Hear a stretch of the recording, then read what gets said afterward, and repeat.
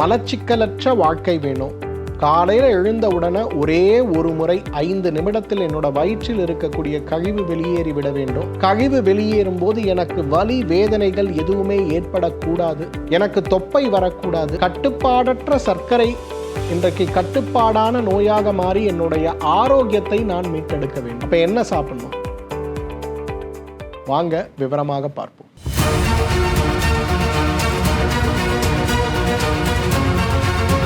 Doctor Srivarma's ஆரோக்கியமும் ஆன்மீகமும். உங்களுடைய வெல்னஸ் குருஜியுடைய அன்பான வணக்கங்கள்.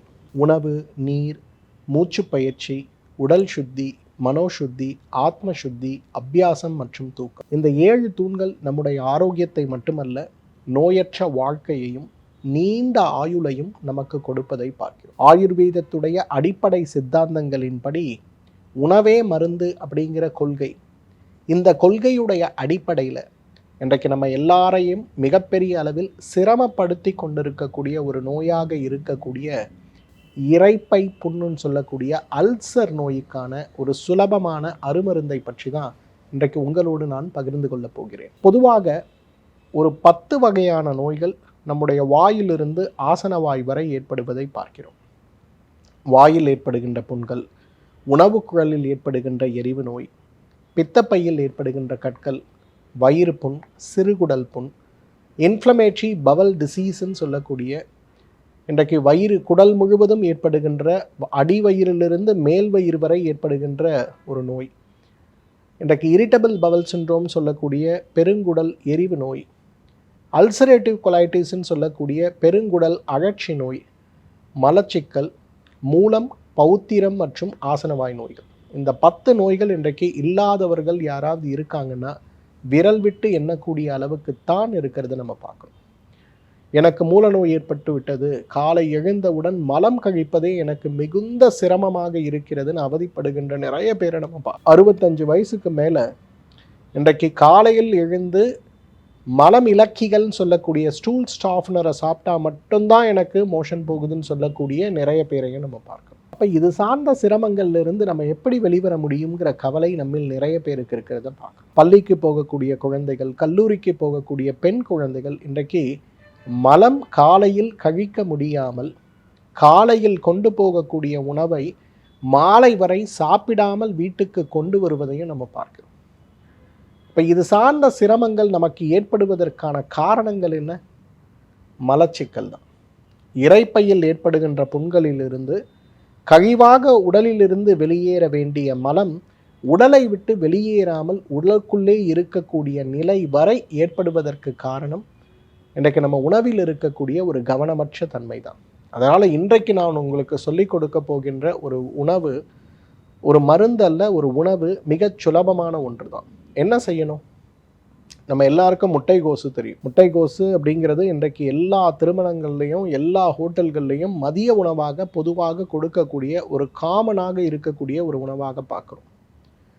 ஒரு காலத்தில் வெங்காயத்துடைய விலை கூடுதலாக மாறிய போது வெங்காயத்திற்கு பதிலாகவே முட்டைகோசை வெங்காயம் போலவே வதக்கி உபயோகப்படுத்திய காலமும் நம்முடைய நாட்டில் இருந்தது நம்ம பார்க்கணும். இன்றைக்கு முட்டைகோசு அப்படிங்கிறத நன்றாக சிறு சிறு துகள்களாக நறுக்கி வேக வைத்து அந்த வேக வைத்த முட்டைக்கோசோடு மஞ்சள், மிளகு, உப்பு சேர்த்து இதை ஒரு சாலட் மாதிரி, அதாவது பச்சையாக முட்டைக்கோசு சாப்பிடக்கூடாது, தண்ணீரில் இட்டு வேக வைத்து லேசாக வதக்கி அதில் சிறிதளவு மிளகு தூளையும் மஞ்சள் தூளையும் உப்பையும் இட்டு செய்த அந்த சாலடை ஒரு நாளைக்கு ஒரு வேளை ஒரு 50 கிராம் அளவுக்கு சாப்பிடும்போது எவ்வளவு நாட்பட்ட வயிறு புண்ணாக இருந்தாலும் மாறி போய் விடுவதை பார்க்க. காலையில் எழுந்துக்கும் போதே எனக்கு வயிறு எரிச்சலாக இருக்குது, வலியாக இருக்குது. ஒரு காஃபியோ டீயோ குடிச்சேன்னா கொஞ்சம் வலி குறையுது.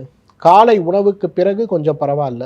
ஆனால் தெரியாமல் மதிய உணவில் ஒரு அசைவமோ ஒரு காரமோ ஏதோ ஒன்று சாப்பிட்டோன்னா உடனே வயிறு ரொம்ப கடுமையாக பாதிக்கப்படுது.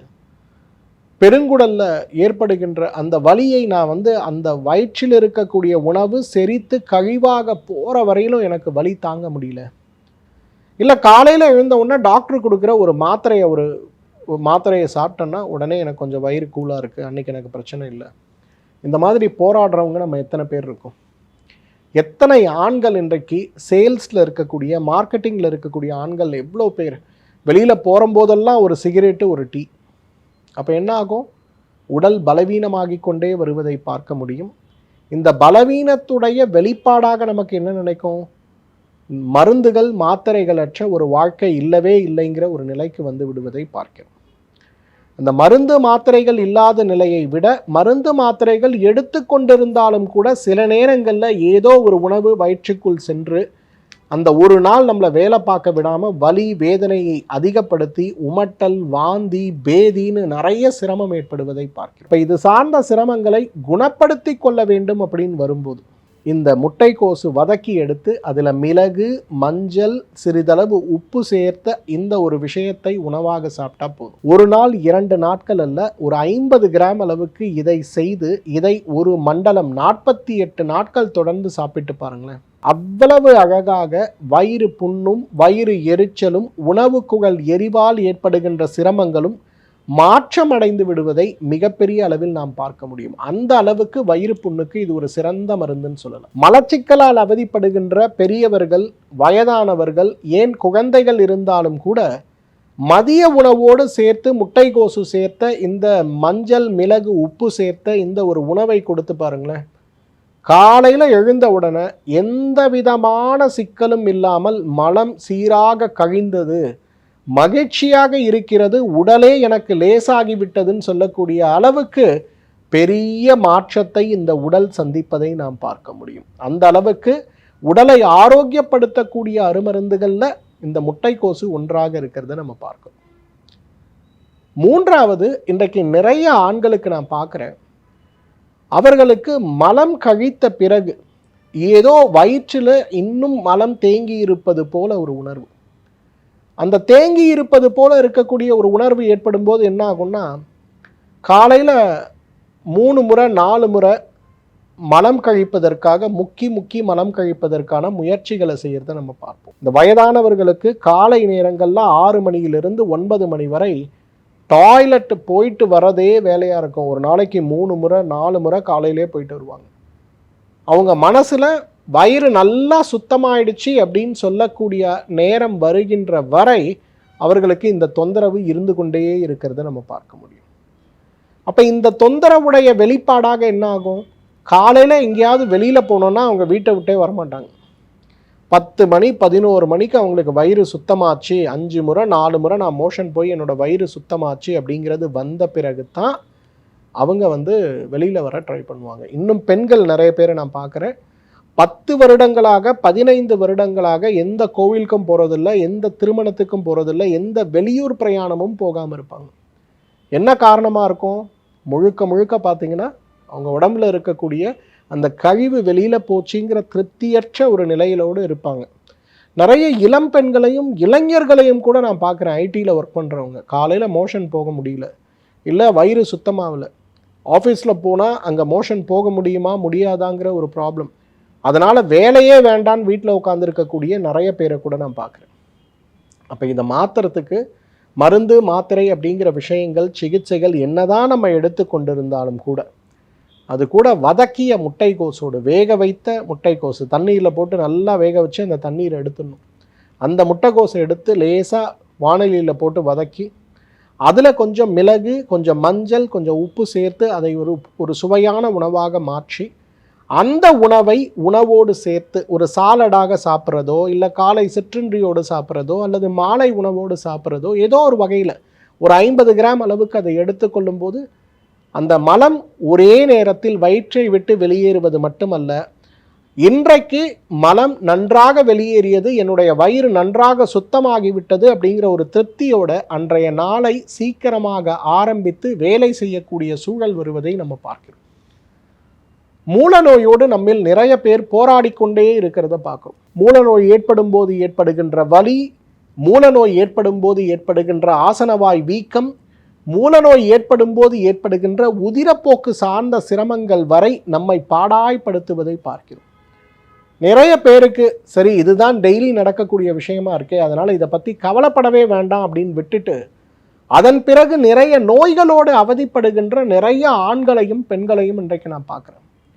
அப்போ இது சார்ந்த சிரமங்களற்ற ஒரு ஆரோக்கியமான வாழ்க்கை வேணும் அப்படின்னு நம்ம நினைக்கிறோம்னா அவர்களுக்கும் இந்த முட்டைக்கோசு, மிளகு, மஞ்சள், உப்பு சார்ந்த இந்த ஒரு உணவு ஒரு மிகச்சிறந்த உணவுன்னு சொல்லலாம். பித்தப்பை கற்களோடு அவதிப்படுகின்ற நிறைய பேரை நான் இன்னைக்கு பார்க்குறேன். ஏதாவது ஒரு எண்ணெய் கலந்த உணவு அல்லது ஏதேனும் ஒரு வெளி உணவு, ஒரு ஆசையோடு ஒரு பிரியாணி ஏதோ ஒன்று சாப்பிட்டோம்னா உடனே என்ன ஆகும்? அது மிகப்பெரிய அளவில் வயிற்றில் ஒரு கடுமையான அழுத்தத்தை உருவாக்கி, அந்த அழுத்தத்துடைய வெளிப்பாடாக அந்த உணவு செரிக்கின்ற வரை அல்லது வாந்தியாக வருகின்ற வரை மேல் வயிற்றில் மிக கடுமையான வலியோடு அவதிப்படுகின்ற நிறைய பேரை நம்ம பார்க்கிறோம். அவர்களுக்கும் பித்தப்பை கற்களை குறைப்பதற்கு மட்டுமல்ல, கட்டுப்பாடற்ற சர்க்கரை நோயை கட்டுப்பாட்டில் கொண்டு வருவதற்கு கூட இந்த முட்டைக்கோசு, வேக வைத்த முட்டைக்கோசு, லேசான வதக்கலோடு மிளகும் மஞ்சளும் உப்பு சார்ந்த இந்த ஒரு கலவை ஒரு மிகச்சிறந்த உணவுன்னு சொல்லலாம்.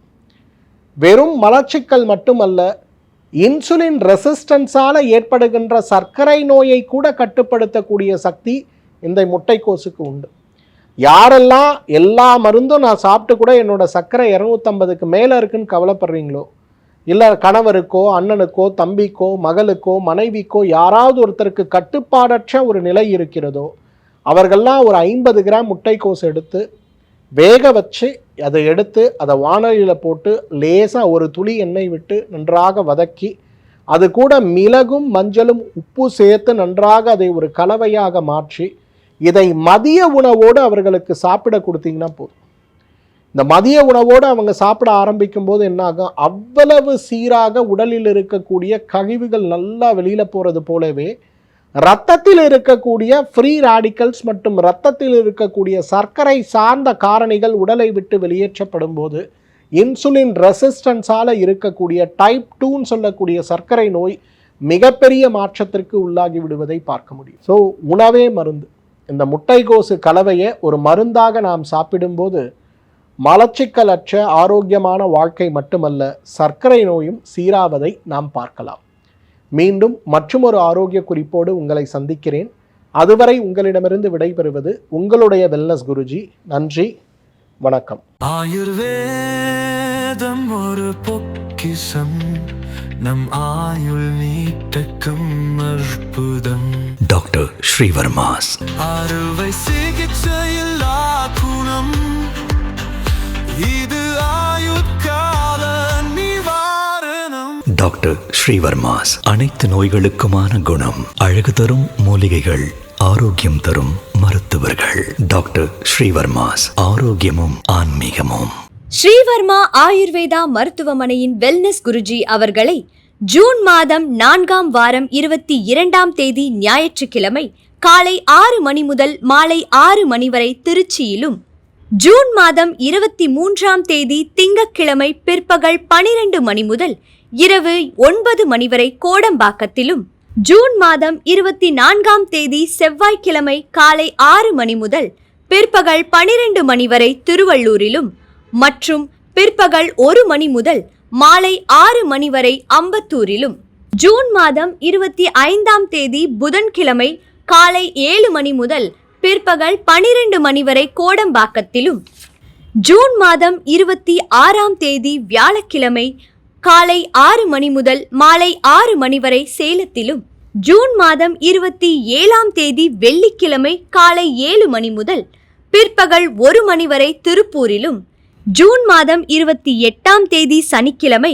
காலை 6 மணி முதல் மாலை 6 மணி வரை கோயம்புத்தூரிலும், ஜூன் மாதம் 5ஆம் வாரம் 29ஆம் தேதி ஞாயிற்றுக்கிழமை காலை 10 மணி முதல் மாலை 6 மணி வரை வேளச்சேரியிலும், ஜூன் மாதம் 30ஆம் தேதி திங்கட்கிழமை பிற்பகல் 12 மணி முதல் இரவு 8 மணி வரை கோடம்பாக்கத்திலும் சந்தித்து மருத்துவ ஆலோசனை மற்றும் ஆசியும் பெற தொடர்பு கொள்ள வேண்டிய தொலைபேசி எண்கள் 9994 244111 9500 946634 9500 946635.